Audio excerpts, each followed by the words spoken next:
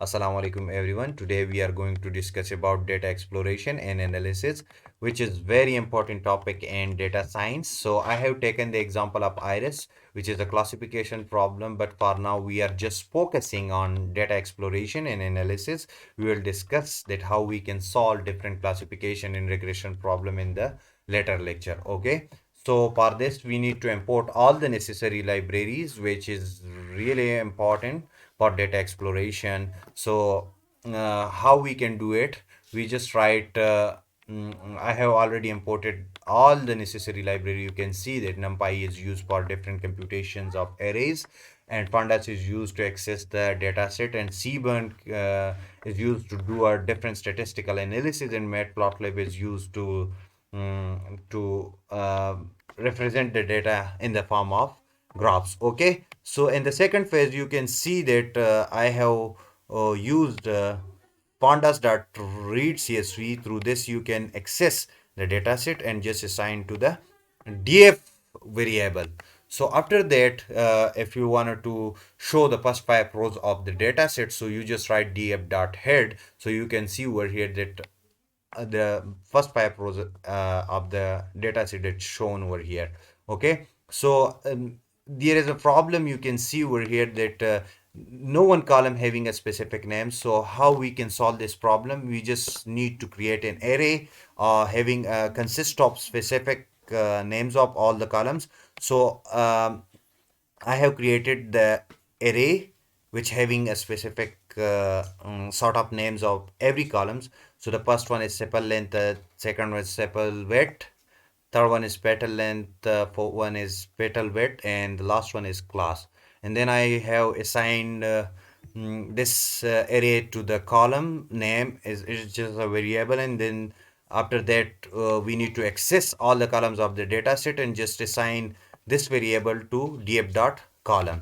So after that, again I wanted to show you that how is it working properly or not. So after that I used df.head. You can see over here all the columns having a specific names, and after that you can see that if you wanted to uh, access the dataset through using Cburn library, so you can do as well by Cburn library. So there is a different function which is different from the pandas, and you can see over here cns. Just write a cns.load dataset and just pass the argument of iris, so it will access the dataset and just assign to iris variable. And you can see that I use iris.head. Through this you can it's the same process. Through this you can show the first five rows of the dataset.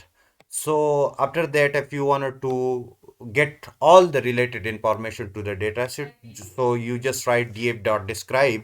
So you can see over here that all the related information is shown over here. How many values sepal length every column has consist. Okay, so sepal length consists of 149, sepal width is 149, petal length is 149. All are the same. Okay, so after that every column having a specific mean value. These all are statistical things, statistical terms, which is very important for the statistical analysis of the data. So don't worry, we will discuss it in the later lecture. Okay, this is the standard deviation, minimum values 25%, 50%, and 75%. These all are related with the quartiles, so we will discuss it in the later lecture. And this is the maximum value. Okay, you can access uh, the information related with the dataset using Cburn library. So iris.info is a sort of function which through which you can get related information with the dataset. Okay, and if you wanted to go further, iris.group by species, the last column, which is a classification related with the classification. So if you wanted to see that how many classes I have consist in the last column, species. Okay, so you can see over here that and how much value all the classes consist. Okay, so you can see there is a three classes in the last column Okay, Setosa, versicolor, and virginica. So you can see that Setosa having the values of 50, versicolor is consist of 50 values, and virginica is consist of 50 values. So all are the equal value which they are consist. Okay, so in the next lecture we will discuss the different visualization, that how we can visualize the data.